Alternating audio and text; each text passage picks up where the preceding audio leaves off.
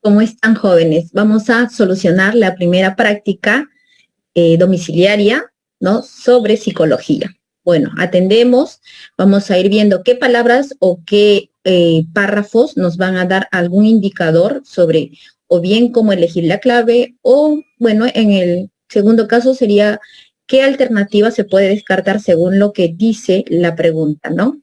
Bien, atendemos entonces a este primer solucionario. Y dice, la psicología científica surge en el año. Bien, ahora, sabemos que la psicología, pues, tiene una larga data, ¿no? Tiene siglos de antigüedad en realidad. Entonces, lo que tenemos que aquí considerar en la pregunta es la psicología en su etapa científica, ¿en qué año surge? Bien, cuando se determina que la conciencia es objeto de estudio y además se funda él, ¿no?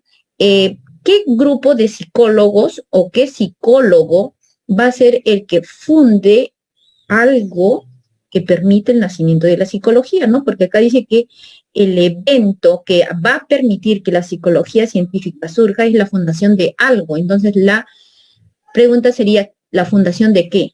¿No? ¿La fundación de qué? Bien, yo creo que tú, ya con estos indicadores, vas teniendo una idea, ¿no?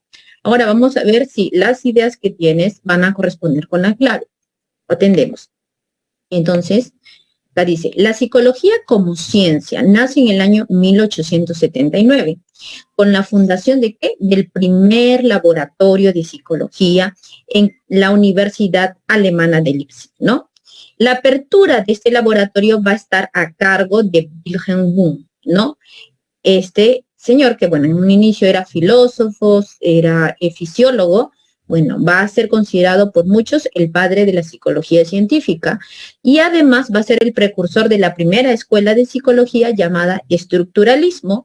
Esta corriente estudió a la conciencia, por eso en la pregunta dice, ¿no? Cuando se determina que la conciencia es su objeto de estudio, ¿no? Entonces, aquí la clave ya estaría más que clara, ¿no? El año es 1879 y el evento es la fundación del primer laboratorio de psicología, ¿no? Aquí estamos viendo justamente la clave y bueno, acá hay un indicador, una fotografía que nos va a mostrar cómo era ese laboratorio en Leipzig, ¿no? Está viéndose entonces como Wilhelm Wundt, que es el que está sentado, está junto a sus estudiantes, ¿no?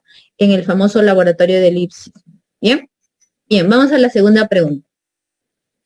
Mientras Elena come una manzana, piensa sobre su futuro. Al respecto, indique la secuencia correcta de verdad o falsedad. Bien. Pensar sobre su futuro expresa una conducta. Para saber si pensar expresa una conducta, tendríamos que saber más o menos qué es una conducta, qué características tiene una conducta, ¿no? Y bueno, ya más o menos algunos inducimos cómo es el pensamiento. Bien. Una conducta es objetiva o subjetiva. Puede ver o no. Tú puedes ver el pensamiento de alguien. Entonces, por eso vamos a ver si es que efectivamente el pensamiento es un proceso psicológico o no lo es. ¿Bien? Ya está. Si no lo es, entonces sí es un comportamiento. ¿Correcto?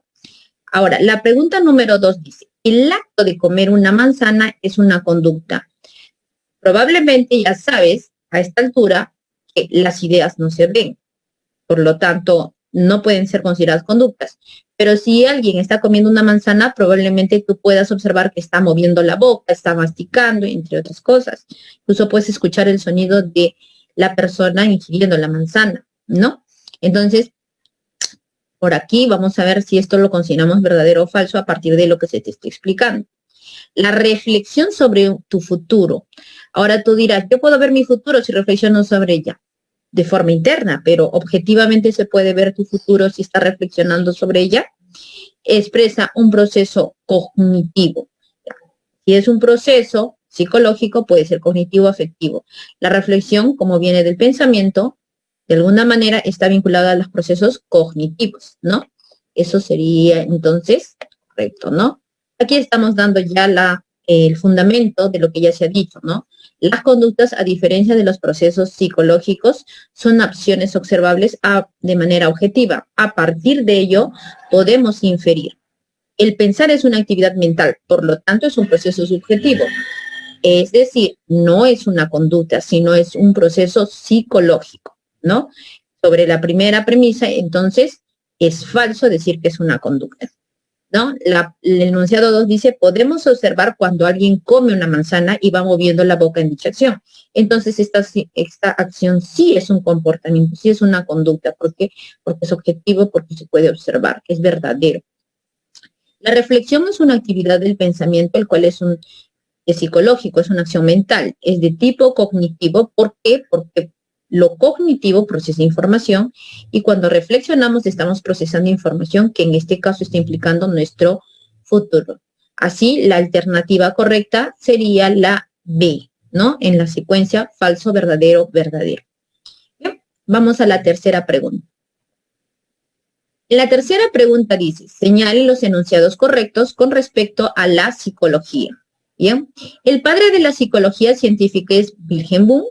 Tienes que recordar lo que se ha dicho en la primera pregunta para saber si esto es verdadero o es falso. En el periodo precientífico se estudió el alma. Bueno, en clase ya te habrán explicado qué es lo que se estudiaba antes de la fundación del primer laboratorio, qué es lo que le estaba interesando a la psicología siglos antes, ¿no? Wilhelm Wundt utilizó el método de la introspección. No sé si recuerdas que en la primera pregunta se hablaba de conciencia. ¿La conciencia es interna o externa? Si se supone que los interesados en hacer que la psicología científica sea ciencia, estaban interesados en la conciencia, ¿estaban viendo algo interno o externo? Bueno, yo creo que ya puedes tener una deducción de lo que es la respuesta. Vamos a leer el fundamento. Como se indicó, Wilhelm Wundt fue el fundador del primer laboratorio de psicología. Este hecho fue considerado el hito que marcó el inicio de la etapa científica de esta disciplina. Por lo tanto, el primer enunciado sí es correcto. En sus inicios, la psicología era una disciplina de la filosofía, la cual estaba interesada en conocer qué era aquello que movía el cuerpo. Filósofos como Aristóteles, al cual también se le llama el padre de la psicología pero antigua, creían que ello era el alma o psique. Bien, con Wilhelm Wundt tenía interés de explorar cuáles eran los elementos de la conciencia, la cual era interna y usaba como método la introspección. Ahí está la secuencia, entonces, de lo correcto es que las tres lo son, ¿no? 1, 2 y 3. En la pregunta 4 leemos, relacione correctamente los enunciados y los procesos psicológicos. Recordar el nombre del abuelo. Cuando hablamos de recuerdo, estamos hablando del producto que una acción mental llamada memoria lo hace. Si recuerdas la clase, memoria es un proceso cognitivo. Por lo tanto, tendría que vincularse con B, ¿no? Apasionarse en el deporte. Sentir una pasión es tener dos estados, es estar en la polaridad de dos estados. Uno es de agrado cuando tenemos al objeto pasional o estamos muy cerca de alcanzarlo o ya lo hemos alcanzado. Y el otro es de desagrado cuando obviamente vemos imposibilitado o estamos todavía muy lejos de alcanzarlo. Entonces, estos estados de agrado y desagrado se pueden vincular fácilmente con los procesos afectivos, ¿no? Se vincularía la 2 con la A. ¿No? El enunciado 3, desear ingresar a la universidad. Los deseos tienen que ver con los motivos, ¿no? Hablar de objetivos, de metas, es hablar de motivos. En este caso, el motivo es parte de otro proceso, parezca redundante, pero se llama motivación, y la motivación es un proceso conectivo, o también por dinamizar al cuerpo le dicen un proceso orético, ¿no? La secuencia entonces sería 1B, sería 2A y 3C, ¿no? Aquí estamos viendo la secuencia, ¿no? Y coincide con la clave C, ¿no? Bien, atendemos a la cuarta pregunta y vamos a la quinta pregunta. Indique la alternativa que ejemplifica un proceso afectivo. Imaginar ser un ingeniero civil, experimentar dolor estomacal, pensar que estudiar es aburrido, ser optimista al plantearse una meta, desear tener una familia más afectuosa y comprensible. Está hablando de lo afectivo. Mira, la palabra deseo, ¿a qué tipo de proceso se vinculaba? Así, en la pregunta 4 te lo estaba explicando, ¿no? Pensar ya lo hemos trabajado en una pregunta anterior. a qué tipo de proceso se refieren. Y las otras sí tendrías que estar vinculándolas a la teoría, ¿no? Por ejemplo, imaginación, ¿a qué proceso pertenece? Experimentar dolor significa sentir dolor, la sensación a qué proceso pertenece. Ser optimista al plantearse una meta, ¿no? Entonces vamos a ver aquí las alternativas, probablemente ya lo tienes, por lo menos tienes una idea de la cual va a ser. Leemos, los procesos afectivos suelen reconocerse a partir de experimentar agrado o desagrado frente a la realidad. Uno de los procesos afectivos más característicos de la personalidad son los estados de ánimo, pues se vinculan a la tendencia personal a experimentar agrado o desagrado fácilmente. Las personas pesimistas tienden a experimentar fácilmente desagrado ante las diversas situaciones, mientras que los optimistas presentan una tendencia a ver con agrado y futuro y a asumir retos de forma positiva. Entonces, nuestra clave será que pertenecen a los procesos afectivos. Ser optimista al plantearse una meta, ¿no? Que en este caso se vincula al estado de ánimo. Bien, bien, ahí están las 5 preguntas. Nada más agradecerte, a estar atento y a no dejar de practicar psicología y los demás cursos. Un saludo.